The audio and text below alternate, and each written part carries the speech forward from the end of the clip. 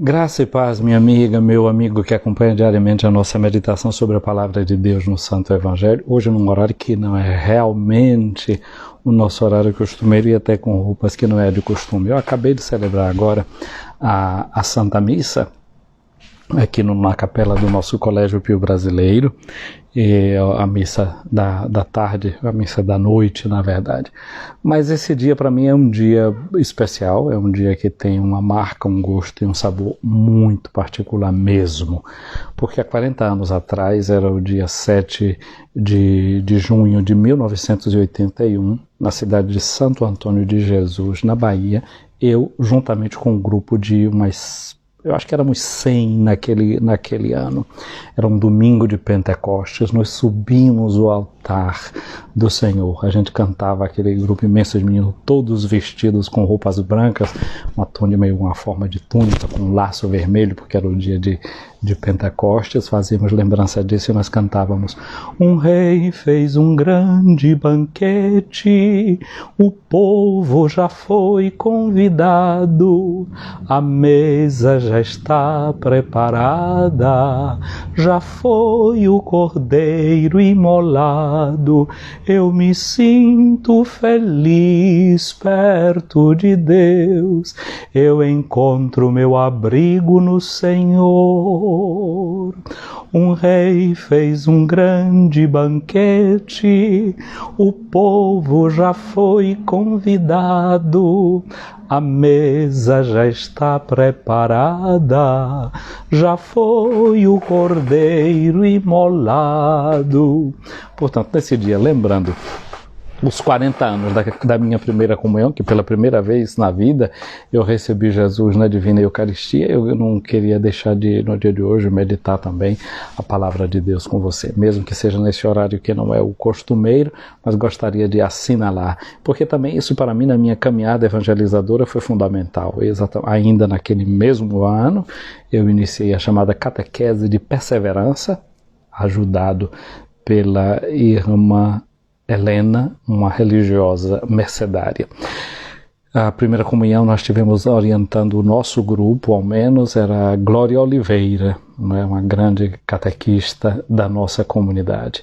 Já começavam a soprar outros ventos na comunidade, tanto é que realmente eu fui fazer a primeira comunhão com 11 anos de idade, porque estávamos num processo de mudança, logo depois que foi coroado naquilo que se chamou na Igreja do Brasil com o documento Catequese Renovada, a igreja que começou a se renovar. Para você ter ideia, logo a minha catequista, no ano que eu estava na primeira comunhão, logo se permitia a criança com 7 anos de idade fazer a primeira comunhão. Como eu ainda tinha todos os dentes de leite, aí disse: não é possível que você já tenha 7 anos de idade. Não importava que se estava dizendo que era a minha idade, então eu fui deixando para depois e entrou essa mudança dentro do processo catequético. Tanto é que eu disse, naquele ano nosso de primeira comunhão, 2 grupos fizeram primeira comunhão na paróquia. Um grupo que fez a primeira comunhão no mês de junho, no dia de Pentecostes, e um grupo que fez a primeira comunhão no mês de dezembro, que, como era uma tradição, normalmente naquele tempo se fazia muita primeira comunhão no dia de Nossa Senhora da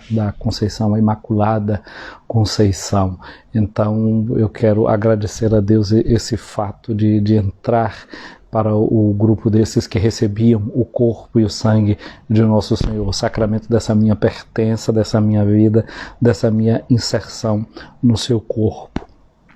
Então, agradeço a Deus. Eu tinha 11 anos de idade e 10 anos faria em outubro que eu tinha recebido o santo batismo. Então, agradeço a Deus esse dom maravilhoso, que é o dom da catequese na nossa comunidade, de ter sido guiado por catequistas, por pessoas que me evangelizaram, Maria da Glória, Antônia Vera, depois Glória Oliveira. Depois eu tive a graça de ter a irmã Helena me guiando na catequese de perseverança, toda uma catequese baseada na Bíblia. A Bíblia era o livro da nossa catequese durante a perseverança, e depois nós entramos naquilo que chamávamos naquela época de pré-jovem, que era uma catequese para adolescentes. No meio desse processo eu recebi o sacramento da Crisma em 1984, já ali começando a ser inserido no trabalho ali na missão, porque com 11 anos eu recebi a primeira comunhão, com 12 anos um senhor de uma comunidade, da nossa comunidade aí do Cajueiro, ele não vivia na comunidade do Cajueiro, mas numa rua que se chama Rua dos Expedicionários, chamava-se João de Deus, e João de Deus ia da Rua dos Expedicionários para o Cajueiro, para fazer o círculo bíblico, e me inseriu entre aqueles que eram responsáveis pelo círculo bíblico, ou seja, eu ler, porque a maioria das pessoas da comunidade eram senhoras analfabetas, olha que é isso. E havia um folheto, assim como hoje a gente vai para a missa e tem aquele folheto o domingo em alguns lugares, em outros lugares são outros folhetos que começaram a ter vários no Brasil, mas o primeiro que nós tínhamos era esse folheto o domingo. Existia o domingo para a missa, tinha um outro folheto que era para a celebração da palavra e tinha um chamado Bíblia Gente, e o Bíblia Gente era o folhetinho que nos ajudava para fazer os círculos bíblicos. Então eu, com 12 anos de idade, fui inserido nesse grupo de pessoas que faziam a leitura, ajudava a comunidade a fazer o círculo bíblico. Portanto, ter feito a primeira comunhão não foi simplesmente passar a receber o corpo e o sangue de Jesus, foi também um início de assumir ministério na própria comunidade. Toda a minha vida de anunciador do Evangelho, de pregador da palavra de Deus, começa ali. Então, por isso, hoje, realmente, eu digo a Jesus muito obrigado, porque é Ele quem alimenta em mim essa vida da sua graça. Hoje, quando nós olhamos para a liturgia, a gente vê, no sábado passado, eu falava que o Evangelho de Marcos, nós terminávamos a leitura do Evangelho de Marcos e hoje iríamos começar a leitura do Evangelho de Mateus. Nós encerrávamos fazendo a contemplação daquela senhora viúva, pobre, que deu tudo que tinha para viver, fazendo aquela sua bela e grande oferta, grande não na quantidade, mas na qualidade do que ela estava oferecendo. E hoje o Evangelho de Mateus começa não falando, por exemplo, da infância de Jesus, como nós encontramos no início do Evangelho, chamado Evangelho da Infância, porque essa parte do Evangelho da Infância a gente lê ali naquele que é o tempo do Advento e tempo do Natal, que prepara justamente o nosso coração para celebrar o mistério do nascimento do Verbo na nossa carne. Então, a gente, no chamado tempo comum, o que é que a gente faz? A gente contempla a ação missionária de Jesus. No tempo da Quaresma, a gente se prepara para celebrar o mistério da Páscoa, da paixão, morte e ressurreição de Jesus, e o celebra durante todo o tempo pascal. Tempo comum é o tempo em que nós contemplamos Jesus evangelizador. O Evangelho de Mateus não é como o Evangelho de Marcos, que foi um evangelho escrito para uma comunidade de pessoas que não eram de Israel, eram chamados pagãos, pessoas estrangeiras.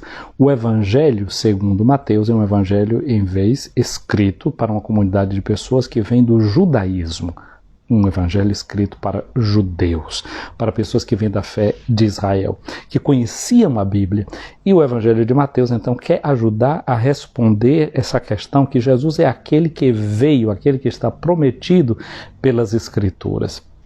E Mateus aproxima ao máximo que ele pode a figura de Jesus à figura do grande líder do povo de Deus, que foi Moisés, e a figura de um grande profeta também, que foi o profeta Elias. Por isso a gente vê no Monte da Transfiguração Jesus conversando com Moisés e com Elias. O Evangelho de hoje começa mostrando algo que é característico do Evangelho de Mateus. Moisés era o grande líder do povo de Israel e Mateus aproxima essa figura de Jesus da figura de Moisés. Assim como Moisés foi salvo das águas, assim também Jesus é salvo da tirania de alguém que era como se fosse um faraó, que era o rei Herodes. Então, Jesus salvo como Moisés. Mas Jesus faz uma coisa também que parecido com Moisés, que é o quê? Orientar o povo. Moisés deu ao povo os mandamentos que ele recebeu de Deus em um monte. Então, começamos hoje lendo o Evangelho, mostrando Jesus em um grande monte, que nós chamamos do Monte das Bem-aventuranças. Mateus organiza o seu Evangelho com 5 discursos de Jesus. E o primeiro desses discursos é o discurso sobre as bem-aventuranças. Moisés deu ao povo 10 mandamentos.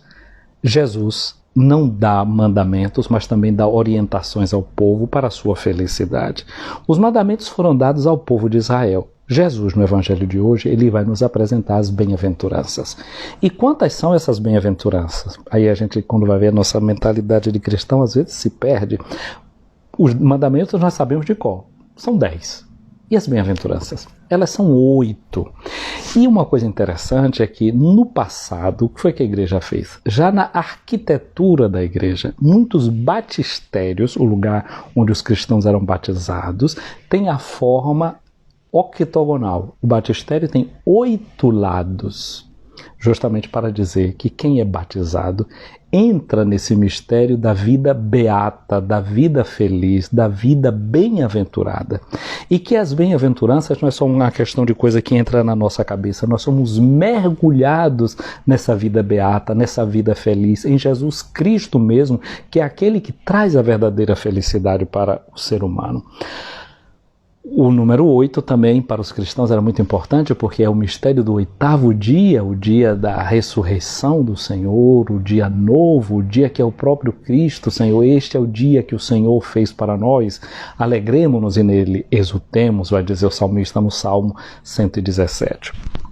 Outra coisa, por ler em grego as bem-aventuranças, vai notar uma coisa. As bem-aventuranças, o discurso da primeira bem-aventurança até a 8ª, se você for contar as palavras que tem lá em grego, sabe quantas palavras dão? 72 palavras. Sabe o que isso significa? De acordo com o livro do Gênesis, as nações do mundo são 72 povos conhecidos naquele período do livro do Gênesis, ou seja, as bem-aventuranças são destinadas a todos os povos da terra, não como os 10 mandamentos que eram destinados ao povo de Israel. As bem-aventuranças são destinadas a todos os povos. O Evangelho começa mostrando esse primeiro sermão de Jesus no Monte das Bem-aventuranças. O Evangelho de Mateus encerra justamente com Jesus num alto monte para onde se dirigem os seus discípulos, de onde Jesus os manda pregar o Evangelho a todos os povos, batizando-os em nome do Pai, do Filho e do Espírito Santo. Foi o Evangelho da Santíssima Trindade. Então, em um monte, Jesus dá as bem-aventuranças, que são essas 72 palavras que estão ali contidas. Nesse monte, Jesus manda os seus discípulos a pregarem as bem-aventuranças, o Evangelho, a vida nova, e batizando as pessoas em nome da Santíssima Trindade, a todos os povos. Portanto, a palavra aqui se completa nesse alto monte. Então, de agora em diante, vamos começar essa leitura do Evangelho segundo Mateus, que nos fala disso que é o grande desejo do coração humano, que é a felicidade. Para o povo de Israel, essas bem-aventuranças dizem: feliz o homem que teme o Senhor e anda em seus caminhos. Os caminhos de Deus são os mandamentos de Deus. Portanto, a felicidade para nós é seguir o grande caminho que é Jesus mesmo. E ele encerra na sua própria vida a realização das bem-aventuranças. Jesus não apenas apontou as bem-aventuranças, ele foi o grande bem-aventurado. Ele foi o grande feliz. Ora, no passado, essa palavra bem-aventurado, feliz, era uma palavra que era destinada, na mentalidade dos povos antigos, aos deuses. E onde era que estava a felicidade? Sempre fora da terra, naquilo que eles chamavam do Monte Olimpo, eu digo dos povos pagãos, não é? Então a felicidade era alguma coisa que os homens tinham que buscar fora da terra, fora desse mundo. Jesus, ao contrário, nos mostra que a felicidade é uma coisa que está bem presente aqui na nossa terra, e a felicidade se encontra em situações que muitas vezes a gente não acredita que a gente possa encontrar nessas situações e nesses lugares a felicidade verdadeira. Assim nos diz Jesus no dia de hoje. O Evangelho diz: naquele tempo, vendo Jesus as multidões, ele subiu ao monte e sentou-se. Os discípulos aproximaram-se e Jesus começou a ensiná-los. Bem-aventurados os pobres em espírito, porque deles é o reino dos céus. Bem-aventurados os aflitos, porque serão consolados. Bem-aventurados os mansos, porque possuirão a terra. Bem-aventurados os que têm fome e sede de justiça, porque serão saciados. Bem-aventurados os misericordiosos, porque alcançarão misericórdia. Bem-aventurados os puros de coração, porque verão a Deus. Bem-aventurados os que promovem a paz, porque serão chamados filhos de Deus. Bem-aventurados são os perseguidos por causa da justiça, porque deles é o reino dos céus. Bem-aventurados sois vós quando vos injuriarem e perseguirem e mentindo disserem todo tipo de mal contra vós por causa de mim. Alegrai-vos e exultai, porque será grande a vossa recompensa nos céus, do mesmo modo como perseguiram os profetas que vieram antes de vós. Para nós, na igreja, todo aquele que recebe o batismo, ele se torna em Cristo, sacerdote, profeta e rei. Alguém que anuncia esse mundo novo e essa vida nova contidas aqui nessas bem-aventuranças que Jesus nos oferece no dia de hoje. Agradeçamos ao Senhor que pelo dom do nosso batismo nos inseriu nessa vida nova que nos vem dele mesmo. Que Ele nos conceda essa graça de perceber onde é que nós vamos encontrar aquela verdadeira felicidade. E aquela felicidade que ninguém vai arrancar de nós, aquela felicidade que já pode começar a ser experimentada aqui neste mundo, mesmo nas situações mais adversas.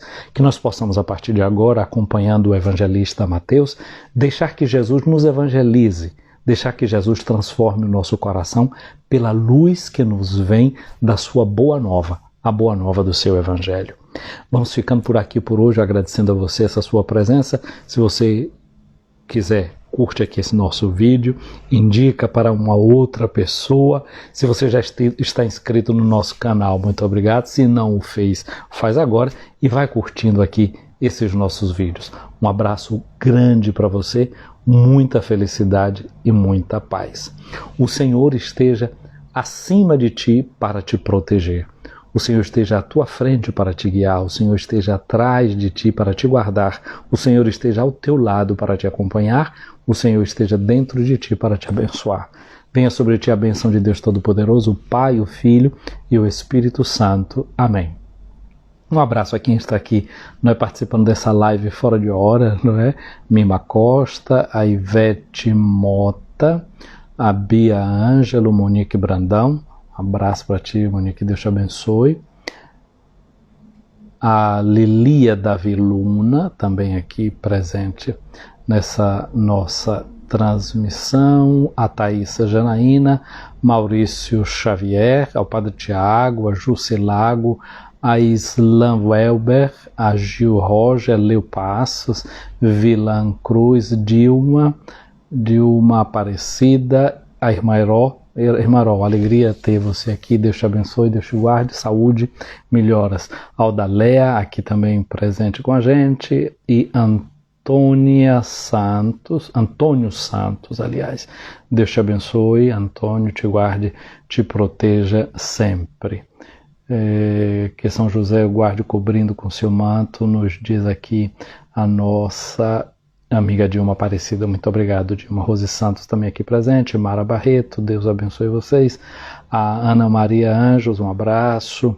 Então, Deus fique com cada uma e cada um de vocês, bom prosseguimento e que vivamos bem esta 10ª semana do tempo comum, não é? Que nós começamos no dia de ontem, ouvindo o Evangelho de Marcos no capítulo 3. Claro fica que agora a gente faz a leitura do Evangelho de Mateus durante a semana, não é? Há duas formas de ler a Bíblia na liturgia. Não é? O chamado ciclo dominical. O ciclo dominical é um ciclo de 3 anos. Ano chamado A, B e C. Esse ano nós estamos lendo o Evangelho de Marcos. Então, durante o tempo comum, até a 33ª semana, cada domingo leremos o Evangelho de Marcos. Alguns dias aqui no mês de julho vamos ler o capítulo 6º do Evangelho segundo São João no discurso do Pão da Vida. O Evangelho, durante a semana, há um outro ciclo de fazer a leitura, que é assim: a gente vai lendo os evangelhos numa forma, digamos assim, fixa. Da primeira semana até a 9ª, lemos o Evangelho de Marcos. De agora em diante, vamos ler o Evangelho de Mateus, depois leremos o Evangelho de Lucas. O Evangelho de João é lido nos chamados tempos fortes. Vamos lendo ali durante a Quaresma, durante a Páscoa e também lá no tempo do Natal. Ali lemos o Evangelho segundo João. E durante as leituras, A primeira leitura, ela vai sempre variando juntamente com o Salmo em um ciclo que é chamado de ano ímpar ou ano par. Então, 2021 é ano ímpar, nós vamos seguindo o ciclo das leituras do ano ímpar. Hoje nós começamos lendo a leitura da segunda carta de São Paulo aos Coríntios. Coríntios, uma comunidade da Grécia, uma comunidade portuária, uma comunidade feita de gente muito simples, de gente muito pobre, que o apóstolo Paulo evangelizou. A comunidade cristã era feita de gente simples e gente pobre. A cidade tinha gente de vários setores. Mas o próprio Paulo vai dizer, no meio de vocês não é que tenha muitos sábios, muitos eruditos, né? Era uma comunidade de gente simples para quem Paulo tinha anunciado essa boa nova de Jesus Cristo crucificado. E é muito interessante o que Paulo diz nessa leitura de hoje, não é? Ele saúda todos os irmãos ali da região da Caia, juntamente com Timóteo, que estava com ele, nesse serviço de evangelização. Ele diz assim: bendito seja Deus, Pai de nosso Senhor Jesus Cristo, Pai das misericórdias e Deus de toda consolação. Ele nos consola em todas as nossas aflições, para que, com a consolação que nós mesmos recebemos de Deus, possamos consolar os que se acham em qualquer aflição. Então, que Deus nos ajude também a consolar quem se encontra na aflição, a quem precisa da nossa palavra, a quem precisa da nossa oração, a quem precisa da nossa ajuda. E que Deus nos dê esse espírito de consolação e que a gente não perca nunca essas esperanças, né? Ontem, no Evangelho de Marcos, a gente escutava, não é, Jesus que falava de um pecado que a humanidade poderia cometer, que ele dizia que era um pecado para o qual não tinha perdão, que é o chamado pecado da blasfêmia, a difamação do Espírito Santo. Porque o que é que significa isso? Uma pessoa se condena não porque ela peca, pura e simplesmente. Porque o Papa Francisco gosta de dizer isso, não é? Não existe pecador sem futuro, ou seja, sem possibilidade de se salvar. E não existe santo sem passado, ou seja, que não tenha falhado, que não tenha tido falhas na sua vida. O problema não está no nosso pecado, o problema não está na nossa falha, o problema não é isso. Ninguém se condena porque pecou, porque fez uma coisa muito grave. Não, Jesus morreu na cruz por todos, derramou seu sangue para pagar todo e qualquer pecado. Agora tem um pecado que Deus não pode, assim, que Jesus dizia, esse pecado não tem perdão, que era o qual? O pecado contra o Espírito Santo, ou seja, é o quê? É recusar o amor que Deus nos oferece. É recusar a oportunidade de perdão, é recusar a oportunidade, a mão estendida de Deus na nossa direção para nos tirar do pecado. Aí agora se tem uma mão, você está se afogando, o outro está estendendo a mão, está jogando uma corda e você não pega nisso, aí como é que você se salva? Então o problema não está no pecado, o problema não está no que você fez de errado. Tanto é que na noite de Páscoa a gente diz, bendito o pecado que nos mereceu um tão grande Salvador. O problema está em recusar o perdão que Deus oferece. O problema está em recusar o amor de Deus por nós. Esse é o pecado contra o Espírito Santo. Fechamento do coração à bondade de Deus. Fechamento do coração às grandes, inúmeras chances que Deus oferece que muitas vezes a gente recusa. Então, sobre esse olhar também que a gente vive essa semana com essa palavra de Jesus que a gente ouviu no dia de ontem. Tá bom, não vamos começar uma outra live agora, né? Já concluímos essa. Então eu quero desejar para você só frutos na sua vida, mas estou dizendo isso porque ontem nós não tivemos a nossa live, então eu queria deixar esse link, não é, dessa semana com essa palavra que nós ouvimos no dia de ontem. Boa continuação aí para vocês que estão desse lado do Brasil. Para vocês é uma boa tarde nesse momento, para quem está acompanhando a live.